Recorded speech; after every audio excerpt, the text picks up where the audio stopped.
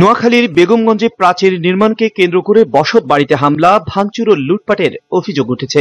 সোমবার দুপুরে উপজেলার একলাশপুর ইউনিয়নের মধ্য অনন্তপুর গ্রামের ছমির উদ্দিন চৌকিদার বাড়িতে এই হামলা ও ভাঙচুরের ঘটনা ঘটে।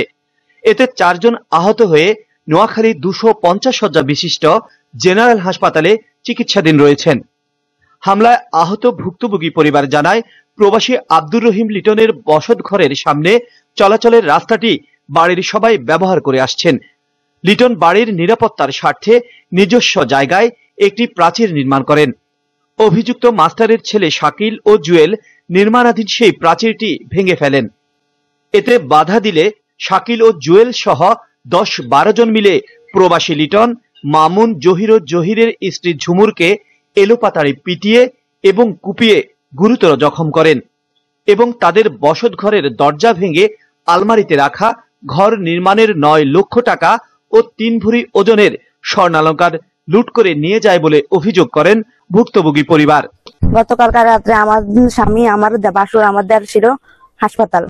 ওরাদের পুলিশ আসবার পরে ওরা কয়েকজন মিলে আমাদের বহুত বকাবকি করছে। তারপর আমাদের ঘর ঢুকে ওরা আমাদের সবকিছু লুটপাট করছে। রাতের প্রায় 2টা-2:30টার দিকে এই শাকিল, মোশারফ আরো অনেকগুলা লোক ওদের সাথে ছিল, ধামা ছিল এবং ক্যারেজ ছিল।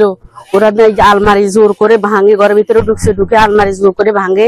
8 থেকে 9 লাখ টাকা ছিল, তারা জোর করে আমাদেরকে বাঁধি ধুই নিয়ে গেছে। এ বিষয়ে প্রবাসী লিটনের স্ত্রী বাদী হয়ে 9 জনকে আসামি করে বেগমগঞ্জ মডেল থানায় একটি এজাহার দায়ের করেন। অপরদিকে এ বিষয়ে জানতে চাইলে অভিযুক্ত মাস্টার মজিবুল হক বলেন, আমাদের বিরুদ্ধে মিথ্যা ষড়যন্ত্র চলছে, এগুলো সবই মিথ্যে। আমরা বিষয়টি এলাকাবাসীকে জানিয়েছি এবং সেটি সামাজিকভাবে সমাধানের চেষ্টা করছি। তদন্তকারী কর্মকর্তা সাজ্জাদুল ইসলাম জানান, সংগঠিত বিষয়টি সামাজিকভাবে মীমাংসার চেষ্টা চলছে, তবে যদি সমাধান না হয় আমরা সেক্ষেত্রে মামলা নিব।